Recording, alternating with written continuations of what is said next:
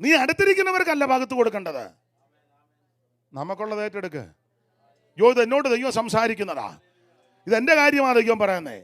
എൻ്റെ വീട്ടിലെ കാര്യമാ, എൻ്റെ കുഞ്ഞുങ്ങളുടെ കാര്യമാ, എൻ്റെ പേഴ്സണൽ കാര്യമാ, എൻ്റെ കുടുംബജീവിതമാ. ഇതൊക്കെ ദൈവം എന്നോടാ അങ്ങനെ ഏറ്റെടുക്ക്. ഇതങ്ങനല്ലല്ലോ നമ്മളെല്ലാം പറയുന്നത്. എന്നാലും അവർക്ക് നല്ല കണക്കിന് കിട്ടി. ഞങ്ങൾ ശ്രദ്ധിക്കുന്നുണ്ടായിരുന്നു. ഭാര്യയും പറഞ്ഞു കൊടുക്കും, അച്ചായൻ ശ്രദ്ധിച്ചായിരുന്നോ ആ സഹോദരിയുടെ മുഖം? അച്ചായൻ പറഞ്ഞു, ഇല്ല ഞാൻ ശ്രദ്ധിച്ചു, ഞാനതെല്ലാം നോക്കിയായിരുന്നത്. അപ്പം നീ അതിനാ ഇവിടെ വരുന്നത്. ഈ ഉടുത്തൊരുങ്ങി വന്ന് കെട്ടിച്ചമഞ്ഞിരിക്കുന്നത് മനസ്സിലാകുന്നില്ല. അതല്ല എന്നോട് ദൈവം സംസാരിച്ചതാ. ദൈവം എന്നോടാ ഇടപെട്ടത്. അരിഷ്ടനും മനസ്സ് തകർന്നവനും വചനത്തിങ്കൽ വിറയ്ക്കുന്ന മനുഷ്യനെ ദൈവം കടാക്ഷിക്കും. Praise the Lord. നിങ്ങളെ പാട്ട് പാടുമ്പം അപശ്രുതിക്ക് കയറി പാടരുത്, താളപ്പശ കൊണ്ടാക്കരുത്. പാടിയില്ലെന്നേ ഉള്ളൂ. ഞാൻ ദൈവകൃപയെ ശരണപ്പെട്ട് പാടാം. ദൈവത്തെ ഓർത്ത് ഉപദ്രവിക്കരുത്. അതുകൊണ്ട് നീ അറിയാവുന്ന പാട്ട് പാടുമ്പോൾ പാടാം, താൻ തന്നെ അങ്ങ് പാടിക്കോ. ഇനി മേലി ഇങ്ങോട്ട് പാടാനായിട്ട് അത് പറഞ്ഞു, അത് മേലി വരുന്നില്ല, അത് പോട്ടെ. എന്നാലും ഉഴപ്പരുത്.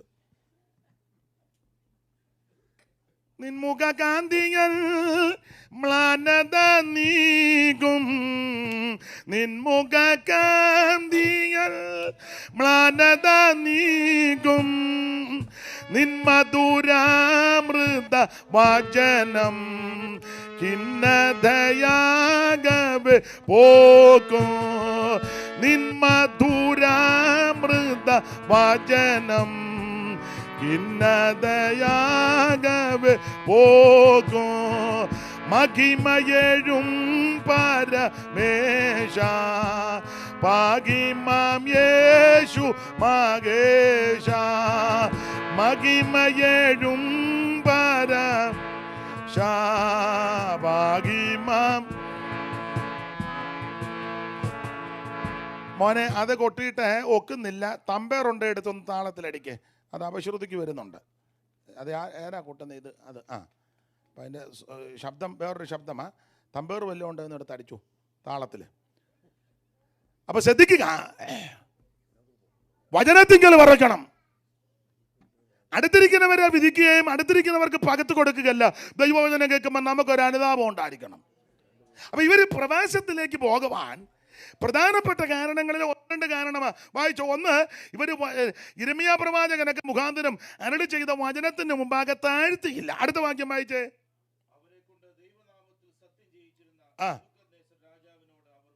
അടുത്തത് രണ്ട്, ഇവർ ശാഠ്യം കാണിച്ചു.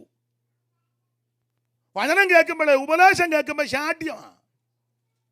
അങ്ങനെയുള്ള ആൾക്കാർ നമ്മുടെ ഇടയിലുണ്ട്. വചനത്തിങ്കൽ വിറയ്ക്കുന്നുമില്ല, ശാഠ്യമാണ്. ഇപ്പം നടത്തിപ്പുകാരാകുന്ന കർത്തൃദാസന്മാർ പറയുക, നാളെ എല്ലാവരും മുഴങ്കാലയിലിരിക്കണം. മറ്റു ക്ഷീണവും പ്രയാസവും ഇല്ലാത്തവർ, അസുഖമില്ലാത്തവർ മുഴങ്കാലിരിക്കണമെന്ന് നടത്തിപ്പ് പറയുക. ഉടനെ ശാഠ്യമാണ്. ഇരുന്നില്ലേ, മുഴങ്കാലിരുന്നാലേ ദൈവം കേൾക്കുള്ളൂ. ഇതാ ശാഠ്യം. പാഷ ഇരിക്കട്ടെ. പാഷയുടെ അമ്മാമ്മ മുഴങ്കാലയിൽ ഇരിക്കുന്നുണ്ടോ?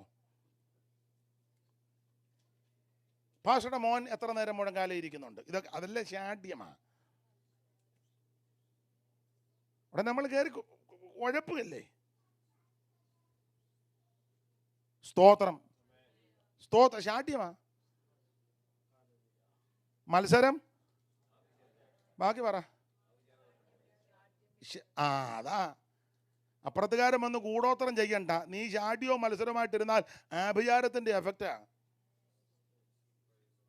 സഭയ്ക്കകത്തെ ശാഠ്യമായിട്ടും മത്സരമായിട്ടിരുന്നാൽ വേറെ ആരും ആഭിചാരം ഒന്നും ചെയ്യണ്ട. അത് തന്നെ വലിയ ബന്ധനമാണ്. സ്തോത്രം. നമ്മൾ പറയുന്നത്, പാസ്റ്ററെ ഞങ്ങളെ രക്ഷപ്പെടാത്ത അവർ ചെയ്തതാ, ഞങ്ങൾക്കറിയാം. ഇന്നാൾ ഒരാളെന്ന് പ്രാർത്ഥിച്ചു പറഞ്ഞ് അവരെ സൂക്ഷിച്ചോണമെന്ന്. പുസ്തകത്തിൽ വായിക്കുന്ന നീ നിന്നെ സൂക്ഷിക്കാനാ. നമുക്ക് നമ്മളെ സൂക്ഷിക്കാൻ നേരം നമ്മൾ അവരെ സൂക്ഷിക്കുക. സിറ്റ് ഔട്ട് ഇരുന്ന് അവരെങ്ങോട്ടാ പോകുന്നത്? വണ്ടി എടുത്തല്ലോ, ലൈറ്റ് ഓഫ് ആക്ക്. മനസ്സിലാകുന്നുണ്ടല്ലോ. നീ അവരെ അല്ല സൂക്ഷിക്കണം, നീ നിന്നെ തന്നെ സൂക്ഷിക്കണം. അപ്പൊ ഈ പ്രവാസത്തിലേക്ക് പോകാൻ അവിടെ പ്രധാനപ്പെട്ട 2-3 കാര്യം. ഒന്ന്, വചനത്തിന് മുമ്പാകെ താഴ്ത്തുന്നില്ല. താഴ്ത്തുകയല്ല. വചനം കേൾക്കുമ്പോൾ അതിനോട് എതിർക്കുകയല്ലേ, ഉടക്കുകയല്ലേ. ഉദാഹരണം, ഉടക്കുണ്ടാക്കും എന്നാലും അറിയാം. ആഭരണം ഇടരുത്, തെറ്റാ. എവിടെ എഴുതിയേക്കുന്നേ? എവിടെ ഉണ്ട്? പുസ്തകത്തിലുണ്ട്. എവിടെ? പുതിയ നിയമത്തിൽ എവിടെ?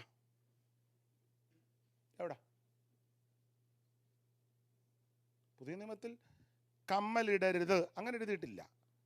മോതിരം ഇടരുത്. മോതിരം ധരിച്ചൊരുത്തം വന്ന യാക്കോബിന്റെ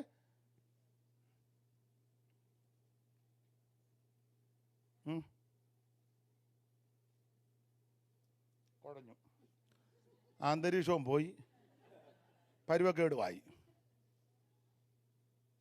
ഒരു കാര്യം പറഞ്ഞ ആ ഭാഗം വേണം. ഇപ്പം അതിനുള്ള സമയമല്ലല്ലോ ഇത്. ഒറ്റ കാര്യം പറഞ്ഞ് ഇത് പറയുമ്പം ചിലർ ചോദിക്കുന്നത് പഴയ നിയമത്തിലല്ലേ? അതെ, പഴയ നിയമത്തിൽ. ആ പഴയ നിയമത്തിലെ കാര്യം ഞങ്ങൾ അംഗീകരിക്കുകയല്ല. ആയിക്കോട്ടെ, എന്നാ ചോദ്യം. ട്രമ്മ്, സൈഡ് ട്രമ്മ്, ഇന്നലെ മോനെ അടിക്കുന്നതിൻ്റെ പേരെന്നാ പറഞ്ഞേ? ചിഞ്ചിൽ വേറെ ട്രം. ഒത്തിരി വാദ്യോപകരണങ്ങളെല്ലാം ഉണ്ടല്ലോ. ഉണ്ട്. ഇപ്പോഴത്തെ പ്രൈസ് ആൻഡ് വർഷിപ്പിനും ആരാധനയ്ക്കും എല്ലാം മിക്ക സഭകളിലും ഉണ്ട്. അത് അടിക്കാൻ പ്രത്യേക ആളെയൊക്കെ നമ്മൾ അവൻ്റെ വരവൊക്കെ ഒന്ന് കാണണം. നല്ലതാ. ഇങ്ങനെ അടിച്ച ചില്ലെന്ന് നമ്മൾ അയ്യോ കുഴപ്പമില്ല. അല്ല, ഇതെല്ലാം വെച്ച് അടിച്ച് പെരുപ്പിച്ച് ഇങ്ങനെ നൃത്തം ചെയ്യാൻ പുതിയ നിയമത്തിൽ വാക്യമില്ലല്ലോ.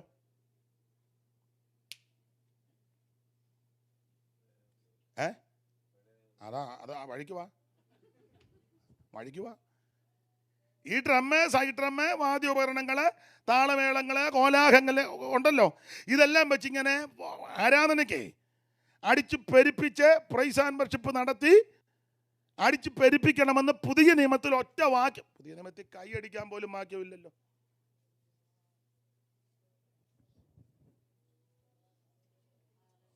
ആലോലിയാക്ക പിന്നെ പറയാ. ഇത് കേട്ടോ, ഇതങ്ങോട്ട് കേട്ടോണ്ടിരിക്കുക.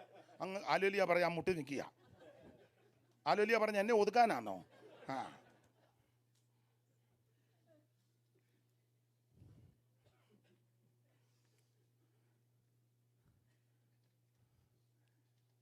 അല്ല, ഇതിന് പുതിയ നിയമത്തിൽ വാക്യമല്ല. അപ്പൊ ഇതിനുള്ള വാക്യങ്ങൾ മിക്കതും കിടക്കുന്നത് പഴയ നിയമത്തിൽ. അപ്പൊ അത് അംഗീകരിക്കാൻ പിന്നെ ഇതുകൂടെ തന്നെ അംഗീകരിക്കാത്ത.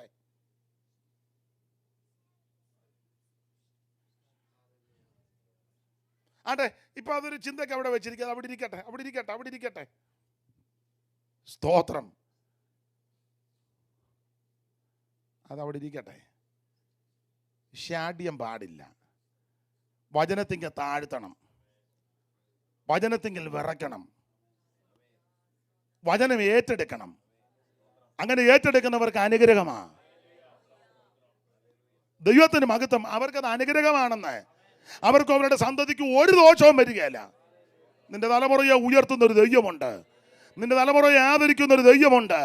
നിനക്ക് നിന്റെ സന്തതിക്ക് ദോഷം വരാൻ ദൈവം അനുവദിക്കത്തില്ല. നിന്റെ സന്തതിയെയും സന്തതിയുടെ സന്താനത്തെയും അനുഗ്രഹിക്കുന്ന മാനിക്കുന്നൊരു ദൈവമുണ്ടെന്ന്. അപ്പൊ ഇവരുടെ കുഴപ്പടി ഒന്ന്, ഇവർ വചനത്തിങ്കൽ താഴ്ത്തുന്നില്ല. 2, ശാഠ്യം. അടുത്ത വാക്യം വായിച്ചോ ദൈവദാസനെ. വായിര്. അടുത്ത വാക്യം വായിര്. എന്നാ പറ്റി? അല്ല, ഞാൻ ഇവനെ കൊണ്ടൊന്ന് വായിപ്പിക്കട്ടെ. അവരെ കൊണ്ട് ദൈവനാമത്തിൽ സത്യം ചെയ്യിച്ചിരുന്ന നെബൂഖദ്നേസർ രാജാവിനോട് അവർ മത്സരിച്ച് ശാഠ്യം കാണിക്കുകയും അടുത്തത് ഇസ്രായേലിന്റെ ദൈവമായ യഹോവയിലേക്ക് തിരിയാതെ വണ്ണം തന്റെ ഹൃദയം കഠിനമാക്കി. അടുത്തത് പുരോഹിതന്മാരിൽ പ്രധാനികളൊക്കെയും ജനവും ജാതികളിൽ സകല മ്ലേച്ഛതകളെയും പോലെ. ജാതികളുടെ അങ്ങനല്ലേ? സകല ജാതികളുടെ ജനവും ജാതികളുടെ സകല മ്ലേച്ഛതകളെയും പോലെ. കണ്ണാടി പോരാ, എന്നാലും വായിച്ചതാ. ഒക്കുന്നുണ്ട്. ദൈവത്തിന് മഹത്വം. ഈ പ്രവാസത്തിലേക്ക് വിടാൻ കാരണമേ ഒന്ന്, വചനത്തിങ്കൽ താഴ്ത്തുന്നില്ല, വചനത്തിങ്കൽ വിറയ്ക്കുന്നില്ല. ഇതിലേക്കൂടെ കേട്ട് ഇതിലേക്കൂടെ അങ്ങ് പോകുക. പിന്നെ നമ്മൾ അഭിപ്രായം വന്ന അവനായിരുന്നെന്ന്. ഇന്നത്തെ മുഴുവൻ ചില പറയുന്നത് ഇന്ന് റിബൂന് കണക്കിന് കിട്ടി. അല്ല, നമ്മളതാ പറയുന്നേ. എടാ, റിബൂനല്ല, നിനക്കാ കിട്ടിയത്. എനിക്കാ ഇത്. ഇങ്ങനല്ലേ, ഇത് ഇങ്ങനല്ലേ? നിങ്ങൾക്ക് ഒന്നേ ഉള്ളു, ഒന്ന് സാക്ഷി, 3 എണ്ണം എൻ്റെ നെഞ്ചിനാ. കൂടുതൽ ഞങ്ങൾക്കാണ്. നിങ്ങളോർക്കിന്നെ പ്രസംഗിക്കുന്നവരെല്ലാം ഏതാ ഗബ്രിയേലാന്നും പറഞ്ഞാന്നോ? ഇത് ഇരുവായ്ത്തരയുള്ള വാൾ ആദ്യം ഇങ്ങോട്ട് വെട്ടും. ഞാനിത് പ്രസംഗിക്കുമ്പോൾ ഈ വാൾ എൻ്റെ നെഞ്ചിന് പിളക്കും. നീ ഇങ്ങനാണോ എന്ന് എന്നോട് ചോദിക്കും. ഇങ്ങനാണെങ്കിൽ നീ പറ, അല്ലെങ്കിൽ നീയുടെ ക്രമപ്പെട്. ഇതാ ആദ്യം എനിക്കട്ടെ. എൻ്റെ ഭാഷ പറഞ്ഞ ആദ്യം എൻ്റെ നെഞ്ചും കൂടെ തകർക്കും, എന്നിട്ടാ നിങ്ങൾക്ക്. Praise the Lord, praise the Lord. അപ്പൊ ശ്രദ്ധിക്കേണ്ട കാര്യം, ഒന്ന്, ഇവർ വചനത്തിങ്കിൽ വിറയ്ക്കുന്നില്ല. 2, ശാഠ്യം. 3, പുരോഹിതന്മാരും പ്രധാനികളെന്നല്ലേ? 3, ഈ പ്രവാസത്തിൽ പോകാനുള്ള കാര്യം എൻ്റെ ഭാഷയിൽ പറയാ കേട്ടോ. ഞാൻ ഒന്നാം പ്രതി ഞാനാന്നേ. പാസ്റ്റർമാരും കമ്മിറ്റി എല്ലാം കൂടെ ചേർന്ന്, ഞാൻ ഒന്നാമത്തെ പാസ്റ്റർ ഞാനാ, എന്നെയാണേ, എൻ്റെ കാര്യമാണേ. പാസ്റ്റർമാരും പ്രധാനികൾ, കമ്മിറ്റി, കൗൺസില് എല്ലാവരും കൂടെ ചേർന്ന് ഇപ്പം പുതിയ കമ്മിറ്റി കൂടി വെച്ചൊരു തീരുമാനമാക്കി. നമുക്ക് പഴയ പെന്തിക്കോസുകാർ പോലെ നിന്നാൽ വലിയ മെച്ചം ഉണ്ടാകുമെന്ന് തോന്നുന്നില്ല. നമ്മൾ നാട് ഓടുമ്പം ഓടണം, കുറേയൊക്കെ നമ്മൾ അഡ്ജസ്റ്റ് ചെയ്തേ. ജാതി അങ്ങനെ എഴുതി വായിച്ചേ ജാതികളുടെ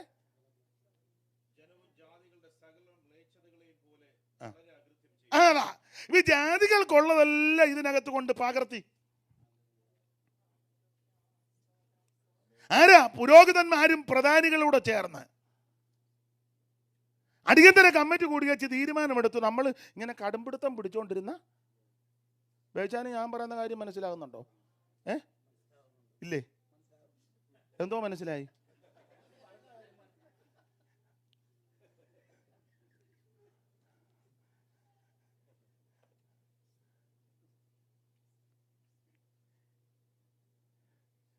പുരോഹിതന്മാരും പ്രധാനികളെല്ലാം ചേർന്നു.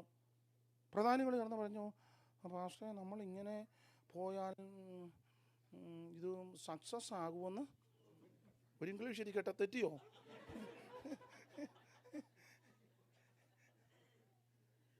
നമ്മൾ കുറേയൊക്കെ അഡ്ജസ്റ്റ് ചെയ്തേ ഒക്കുള്ളൂ. ജാതികളുടെ കുറേ, അപ്പം നമ്മൾ ശരിയാണ്, നമ്മൾ ഈ ലോകത്തിലാണ് ജീവിക്കുന്നത്. അപ്പം കുറേയൊക്കെ നമ്മൾ ജാതികളുടെ കുറേ കാര്യം നമ്മളും കുറേയൊക്കെ ഇപ്പം പിന്നെ എന്തുവാ അതിന് പറയുന്നത്, ഇപ്പം പിള്ളേർ ബർത്ത്ഡേ ആഘോഷിക്കുന്നു, നമ്മളും അതിനോട് കൂടെ. നമുക്കറിയാം ഇതൊന്നും. എന്നാലും നമ്മളും ചെന്ന ഒരു കേക്കും ഒക്കെ വെക്കുന്ന, ഒരു കേക്കും കുറച്ച് കൊടുക്കണം, 2 മെഴുകുതിരിയും കത്തിക്കണം, ബലൂണും എല്ലാം വീർപ്പിച്ച് തോരണമൊക്കെ തൂക്കി ഒന്ന് ആഘോഷിച്ച് ഹാപ്പി ബർത്ത്ഡേ. ഇംഗ്ലീഷ് ഇരിക്കട്ടെ, അങ്ങനല്ലേ? ഇരിക്കട്ടെ. നമുക്കറിയാം ഇത് കുഴപ്പടിയാണെന്നറിയാം. പക്ഷെ കുറേയൊക്കെ നമ്മൾ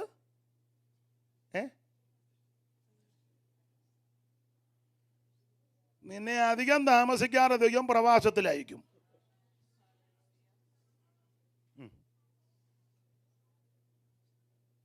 അയക്കും.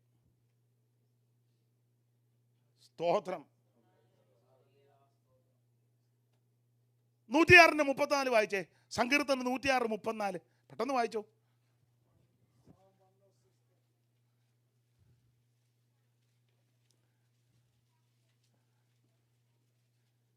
വായിച്ചോ.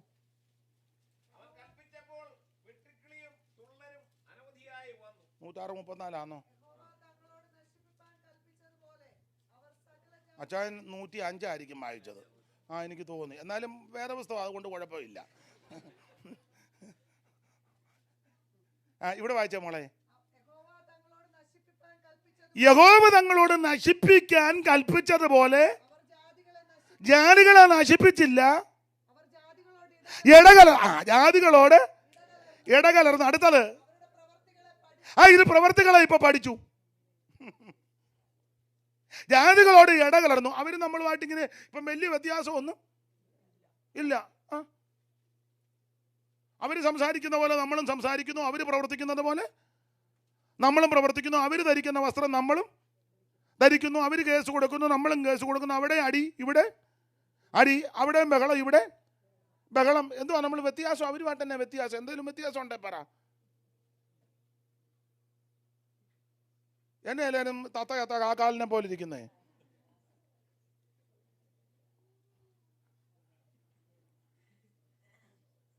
അല്ല, നമ്മൾ വ്യത്യസ്തരല്ലേ? അല്ല, നമ്മൾ വ്യത്യസ്തരായിട്ട് ജീവിക്കാനല്ലയോ തെരഞ്ഞെടുത്തത്? അതെ. അല്ല പിന്നെ ഈ പങ്കപ്പാടും ആക്ഷേപം സഹിച്ച് ഇതിനകത്ത് വരണോ? അവിടെ ഒന്നാം തരം പള്ളി ഇല്ലേ? ഓ ഭയങ്കരം. തന്നെയല്ലേ അച്ഛന്മാരും അവരെ കണ്ടാൽ തന്നെ നമ്മൾ മുത്തും. നമ്മുടെ മാഷന്മാരെ കണ്ടാൽ മുത്തുകല്ല, കുത്തും. നല്ല കുത്തും. അല്ല, അവരെ പോലെ ജീവിക്കാനെങ്കിൽ അവിടെ നിൽക്കുന്നതായിരുന്നു നല്ലത് അല്ലേ? പറ, അതാ നല്ലത്. അവിടെ നിൽക്കുന്നതായിരുന്നു നല്ലത്. ഒന്നുമില്ല, നല്ല സെമിത്തേരി കണ്ടാൽ തന്നെ ചാകാൻ തോന്നും. ഞാൻ കേരളത്തിലെ രീതി വെച്ചാ, നമ്മുടെ സെമിത്തേരി അങ്ങോട്ട് പട്ടിക്കാട്ടില്ല. ചത്ത് കഴിയുമ്പോൾ ആ 4 പേരെ ഇവിടെ നിന്ന് പോയി തെളിക്കടാന്ന് കമ്മ്യൂണിസ്റ്റ് പച്ച കയറി അവനൊക്കെ ഒന്ന് പ്രാഗി അവിടെ എല്ലാം കളയ്ക്കുന്നത്.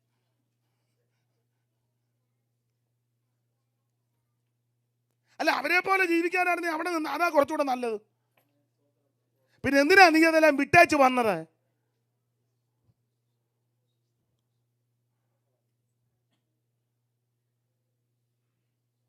എന്തേലും വാ തുറന്ന് പറ. ഓ എന്നാ പറയാനാ പാസ്റ്റേ? മാലിന്യപ്പെട്ടിടാതോടിയിടുക, മണവാളൻ വരവേറ്റം അടുത്തുപോയി. മാലിന്യപ്പെട്ടിടാതോടിയിടുക.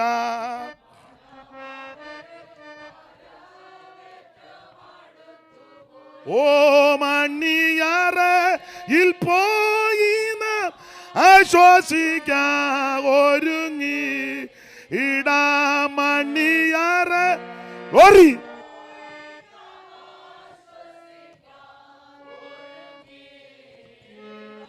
എന്നെ കേൾക്കുന്ന പ്രിയരെ, അല്ല ജാതികളുടെ മര്യാദ പോലെ ചെയ്യരുത്. നമ്മൾ വേറുപെട്ടതയ്യോ മക്കളാ. അങ്ങനെ ഈ പുസ്തകം പഠിപ്പിക്കുന്നത് അല്ലേ?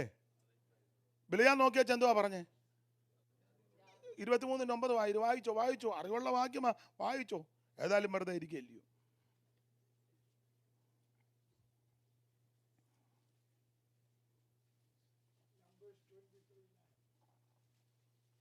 അറിവ് വായിക്കാതെ കിട്ടുന്നില്ലേ? ശിലാഗ്രഹങ്ങളിൽ നിന്ന് ഞാൻ അവനെ കാണുന്നു. അടുത്തത് ഇതാ തനിച്ചു പാർക്കുന്ന ജനം. സർപ്രൈസ് ആണ്. ഇതാ തനിച്ചു പാർക്കുന്ന ജനം ജാതികളുടെ കൂട്ടത്തിൽ. അതാണ് ജാതികളുടെ മര്യാദ അല്ല ഇതിനകത്ത് കയറ്റി. ഇപ്പം അതാ പ്രവാസത്തിലോട്ട് വിടുന്നത്. പുരോഹിതന്മാരും പ്രധാനികളും കൂടെ ചേർന്ന് വെച്ച് പറഞ്ഞു അതൊക്കെ നമുക്കും ആകാന്ന്. പ്രവാചകൻ ഇസ്രായേലിനെ കണ്ടേച്ച് പറഞ്ഞു ഇതാ തനിച്ചു പാർക്കുന്ന ജനം ജാതികളുടെ കൂട്ടത്തിൽ. വായിച്ചേ 3:8 എസ്തേർ 3:8 വായിച്ചോ.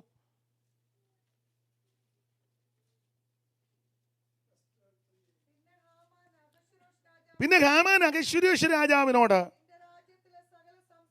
നിന്റെ രാജ്യത്തിലെ സകല സംസ്ഥാനങ്ങളിലുമുള്ള ജാതികളുടെ ഇടയിൽ ഒരു ജാതി, അതാ ജാതികളുടെ ഇടയിൽ ഒരു ജാതി ചിന്നിച്ചെതറി കിടക്കുന്നു. ഒത്തിരി ഒന്നുമില്ല, ചിന്നിച്ചെതറി കിടക്കുന്നു. അവരുടെ ന്യായപ്രമാണങ്ങൾ വ്യത്യാസമുണ്ട്. നമുക്ക് വ്യത്യാസമുണ്ട്. നമ്മൾ വ്യത്യസ്തരാ. സ്തോത്രം. കുഞ്ഞുങ്ങൾക്ക് പറഞ്ഞു കൊടുക്കണം മോളെ നമ്മൾ വ്യത്യസ്തരാ. മക്കൾക്ക് പറഞ്ഞു കൊടുക്കണം മോനെ നമ്മൾ വ്യത്യസ്തരാ. പിള്ളേർക്ക് അറിയത്തില്ല. പിള്ളേർ വന്ന് പറയും അതാ ഇതാ പിടി പിടി. അന്നേരം പറഞ്ഞു കൊടുക്കുന്ന നമ്മൾ വ്യത്യസ്തരാ. നമ്മൾ പറയുന്ന നീ അത് കുഴപ്പമില്ല, പക്ഷെ ആരും അറിയരുത് കേട്ടോ, ഒരു കാരണവശാലും പാസ്റ്റർ അറിയരുത്.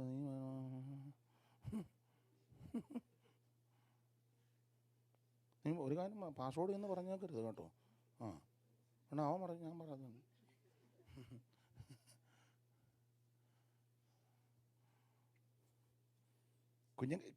ഞാൻ പറയാനുണ്ട്, ഇവിടെ ഈ അമേരിക്കയിലെ പിള്ളേർ നല്ല പിള്ളേരാണ്, നല്ല പിള്ളേരാണ്. ഇതുങ്ങൾക്ക് പറഞ്ഞു കൊടുത്താൽ മനസ്സിലാകും, മനസ്സിലാകുകയും ചെയ്യും. അതുങ്ങളത് ശ്രദ്ധിച്ച് ചെയ്യും. അതെ, പക്ഷെ നമ്മൾ പറയുന്നില്ല, നമ്മൾ പറയത്തില്ല. 20 വയസ്സാകുമ്പോഴല്ല പറയണ്ടേ, എപ്പോഴാണ് പിന്നെ പറയണ്ടേ? പറ. പൊടിയാകുമ്പോഴേ, വെളി വന്നേച്ചുമല്ല പറയുന്നത്, അകത്ത് കിടക്കുമ്പോഴേ പറഞ്ഞുകൊണ്ടിരിക്കണം. അകത്ത് കിടന്നിത് കേട്ട് വളരുന്നു. നിങ്ങൾ ചില കൊച്ചു പെമ്പിള്ളേരെ നോക്കിയാൽ ചുമ്മാ ഇരുന്ന് തുള്ളുന്ന കാണാം. അവിടെ അമ്മ അതുപോലെ ആയിരുന്നു. കൊച്ചു ഉദരത്തിൽ വന്നപ്പോഴേ സവായം മുടക്കിയിട്ടില്ല. ഇത് ഡോക്ടർ പറഞ്ഞു പ്രഗ്നൻ്റാ, ബെഡ് റെസ്റ്റ്. അവിടെ നിന്ന് ഇറങ്ങി അങ്ങോട്ട് ഓടിയാ ചെന്നത്. നാട്ടിലെ രീതി വെച്ചാണ് പറയുന്നത്. ഓടി നടന്നു അങ്ങോട്ട് ചെന്നു. ടെസ്റ്റ് ചെയ്തപ്പം പ്രഗ്നൻ്റ് ആണെന്ന് അറിഞ്ഞു. ഇത് ബിസിനസ് അല്ലേ, നാട്ടിലെ രീതി വെച്ചാണ് പറയുന്നത്, ഇവിടുത്തെ അറിയത്തില്ല. ഉടനെ ഡോക്ടർ പറഞ്ഞു, ആരുണ്ട് കൂടെ? ഹസ്ബൻഡുണ്ട്, വിളി. നിങ്ങളുടെ ഭാര്യ പ്രഗ്നൻ്റാ. സ്തോത്രം. ഇന്ന് മുതൽ ബെഡ് റെസ്റ്റാ. അനങ്ങരുത്. ഇല്ല, അനങ്ങയല്ല. ഇറങ്ങിയപ്പോൾ 7 തലയണയും കൂടെ മേടിച്ചു. 2 എണ്ണം ഭിത്തിയെ ചാരി കട്ടിലല്ല അവിടെ, ഒന്ന് നടുവിൻ്റെ അവിടെ, ഒന്ന് കാലിൻ്റെ അവിടെ, 2 തലയണ 2 വശത്ത്. അനങ്ങരുതെന്നല്ലേ പറഞ്ഞേക്കുന്നത്. വെളുപ്പിനെ ബ്രഷും പേസ്റ്റുമായിട്ടാവും വന്നേക്കുക. ലില്ലിക്കുട്ടി പല്ല് കാണിച്ചേ. കാരണം അതിന് പോലും കൈ. ഇവിടെ വന്ന കറണ്ടിൻ്റെ ഉണ്ട്, വെച്ച് കൊടുത്താൽ മതി. അത് അതും ഗുണമായി. അല്ല, അങ്ങനത്തെ ഇല്ലേ? ഓണാക്കി വെച്ച് ഇങ്ങനെ വെച്ചാണ്.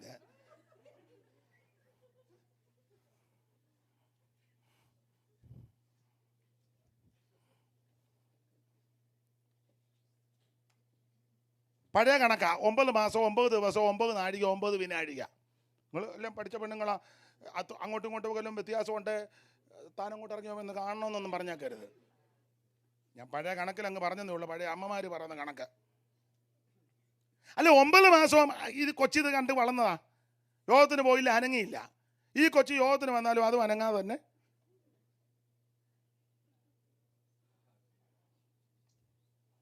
അകത്ത് കിടക്കുന്ന കൊച്ചിത് കേട്ടാണ് വളരുന്നത്. പിന്നെ വന്ദന സ്വരം കേട്ടപ്പോൾ കൊച്ചു പിള്ള ഗർഭത്തിൽ തുള്ളിയെന്ന പുസ്തകത്തിൽ വാക്യം. നിന്റെ കുഞ്ഞ് ഗർഭത്തിലേ തുള്ളണം. അകത്ത് കിടക്കുമ്പോഴേ വചനം കേൾക്കണമെന്ന്. പ്രഗ്നന്റ് ആകുമ്പോഴേ ആരാധനയ്ക്ക് വന്നത് അമ്പയറടിയുടെ ശബ്ദമോ പ്രസംഗത്തിന്റെ ശബ്ദമോ വചനമൊക്കെ അകത്ത് കിടന്ന് കൊച്ചു കേൾക്കണം. കേൾക്കണം, ഉപദേശം കേൾക്കണം. അകത്ത് കിടക്കുമ്പോഴേ കൊച്ചു സഭയിൽ വരണം. സഭയിലപ്പോൾ ഉപദേശം പറയും, കൊച്ചകത്ത് കിടന്ന് കേൾക്കും.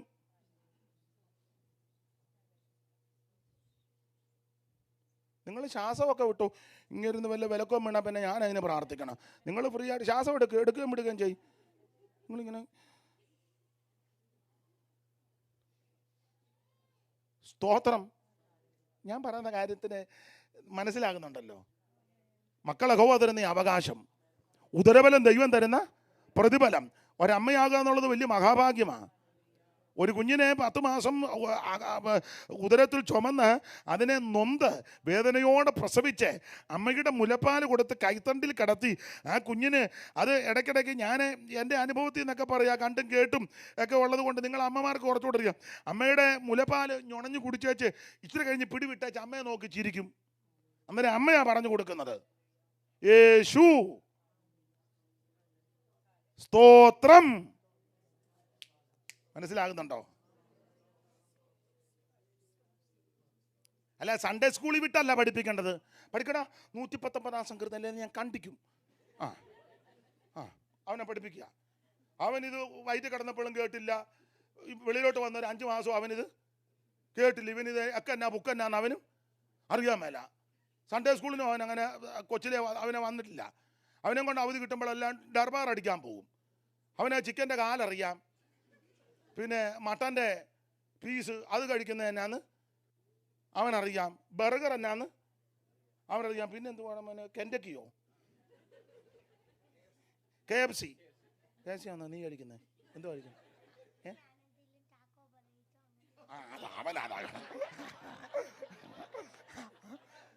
എന്തോ അവൻ എൻ്റെ പേര് ചാക്കോയോ എന്നാ പറഞ്ഞ? ആ എന്തോ ആയിക്കോട്ടെ.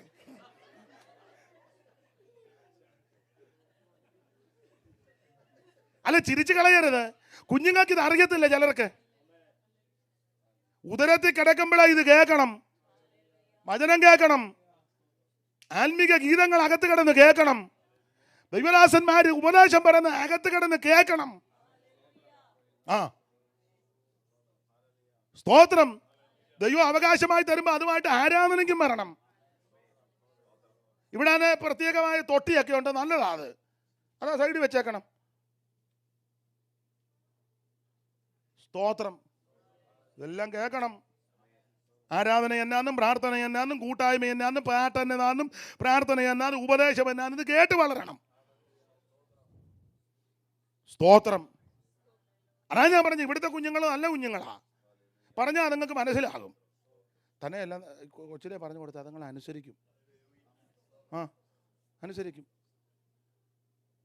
ഇന്നാന്ന് പറഞ്ഞാൽ അതുങ്ങൾക്ക് മനസ്സിലാകുകയും ചെയ്യും, അനുസരിക്കുകയും ചെയ്യും. കയറിയിരിക്കാൻ പറഞ്ഞപ്പോൾ അതുങ്ങൾ ഉടനെ കയറിയിരുന്ന കണ്ടോ? പിന്നെ നിങ്ങളാ കയറിയിരിക്കാഞ്ഞ്. കൊച്ചുങ്ങളാ നല്ലത്. ചെറുപ്പത്തല്ലേ പറഞ്ഞു കൊടുക്കണം. ജാതികളുടെ ആചാരങ്ങളും മര്യാദകളും മാമൂലുകളൊന്നും ഇതിനകത്ത് കയറ്റരുതെന്ന്. സ്തോത്രം. ആ ഭാഗത്തേക്കൊന്നും ഞാൻ പോകുന്നില്ല, ചിലർക്ക് ബുദ്ധിമുട്ടുണ്ടാകും. അതുകൊണ്ട് എങ്ങനെ ഇപ്പം അങ്ങ് നിർത്തട്ടെന്നോ? എങ്ങനെ? എനിക്ക് കുഴപ്പമില്ല. എന്തുവാ ഈ സമയം പേച്ചായ? എങ്ങനെ എന്ത് വേണമെങ്കിലും ചെയ്യും. അച്ഛനാകാനും പെണ്ണ് കെട്ടാനും താല്പര്യമാണെന്ന് പറഞ്ഞ പോലെ ഞാൻ എന്തിനും തയ്യാറാണ്. ദൈവത്തിന് മഹത്വം. ഇച്ചിരി കൂടെ പോട്ടെ. എന്താ വെച്ചാ? ആ എന്താ അത്യാവശ്യം ശാരീരിക ക്ഷീണം ഉള്ളവർക്ക് വെള്ളം വല്ലതും കൊടുക്കണേ. മയങ്ങി ഉരുണ്ട് വീണാൽ പിന്നെ അതിന് പ്രാർത്ഥിക്കണം. ആ ഷുഗറുള്ളവരും ബുദ്ധിമുട്ടുള്ളവരുണ്ട്. അവർ അങ്ങോട്ടൊന്ന് മാറുകയാണെങ്കിൽ അവർക്ക് ഇച്ചിരി വെള്ളമോ എന്തോ ഒന്ന് കൊടുക്കണേ. പ്രയാസം ഉണ്ടാക്കരുതേ. അവസാനം പറഞ്ഞത് ആ കാലം വന്ന് പ്രസംഗിച്ചതാ, അങ്ങനൊന്നും നാശമൊപ്പിച്ച് വെച്ചേക്കരുത്. അതുപോലെ ശരീരത്തിൻ്റെ സ്ഥിതി അവനവനെ അറിയാവുള്ളൂ. അത് തെറ്റൊന്നുമല്ല, പാപമൊന്നുമല്ല. ദൈവം ക്ഷമിക്കുകയല്ലെന്ന് ചിന്തിക്കരുത്. ദൈവം അങ്ങനത്തെ ദൈവമൊന്നും അല്ലിത്. നീ ഇവിടെ എഴുന്നേറ്റ് പോയി നിന്നെ വെടിവെക്കുമെന്ന് പറയുന്ന ദൈവമൊന്നുമല്ല. ശാരീരിക ക്ഷീണവും ബുദ്ധിമുട്ടുള്ളവരുണ്ട്, അവരത് അതിൻ്റെ മര്യാദയായിട്ട് ചെയ്താട്ടെ. ദൈവത്തിന് മഹത്വം. അപ്പം കുഞ്ഞുങ്ങൾക്ക് ഇതെല്ലാം പറഞ്ഞു കൊടുക്കണം, അവരോടിത് മനസ്സിലാക്കി കൊടുക്കണം. മോനെ ഇതാ പ്രമാണം. പറഞ്ഞു കൊടുത്താൽ കുഞ്ഞുങ്ങളെല്ലാം കർത്താവിൽ പ്രസിദ്ധരാകും. ഒരു കുഞ്ഞുങ്ങളും നശിച്ചു പോകത്തില്ല, ഒരു കുഞ്ഞുങ്ങളും തകർന്നും പോകത്തില്ല.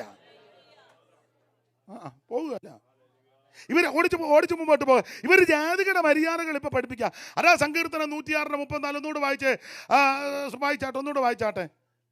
എല്ലാം മടക്കി വെച്ചോ.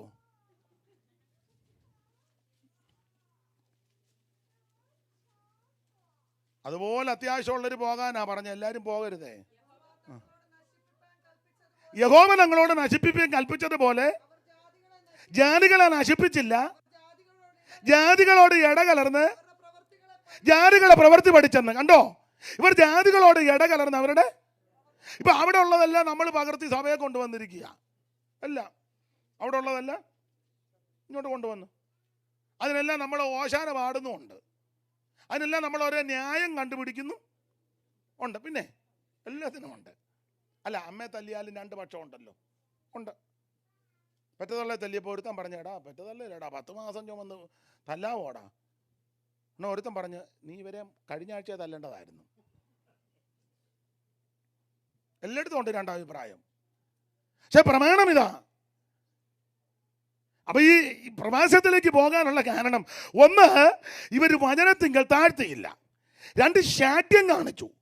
മൂന്ന്, ജാതികളെ മര്യാദകളെല്ലാം ഇതിനകത്ത് കയറ്റി. അത് പുരോഹിതനും പ്രമാണിമാരോട് ഒത്തു. എല്ലാം ആയല്ലോ ഇപ്പൊ ഇതിനകത്ത്, ഇല്ലേ? ആയി, എല്ലാമായി. നിങ്ങൾ ചില കല്യാണത്തിനൊക്കെ ഇവിടുത്തെ രീതി അറിയത്തില്ല, നാട്ടിലെ ചില കല്യാണത്തിന് എല്ലാമായി. വസ്ത്രം ധരിച്ച് വരുന്ന കണ്ടു കഴിഞ്ഞാൽ നമ്മൾ അന്തം വിട്ടുപോകും. ഇനിയിപ്പം ഉപസമ്മതമൊക്കെ കണ്ണു മൂടിക്കെട്ട് വേണം ചെയ്യാൻ.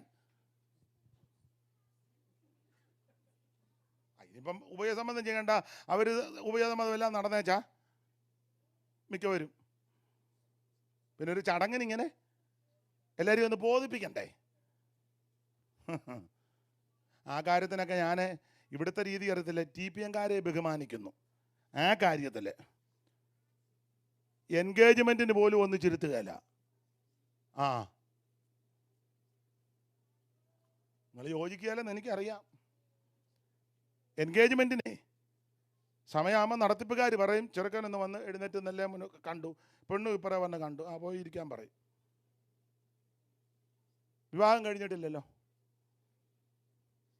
കൈ പിടിച്ചോ, ഉഭയസമ്മതം നടത്തിയോ, അത് കഴിഞ്ഞിട്ട് മതി. ഒന്നിച്ചുള്ള ഇരിപ്പും പോക്കും.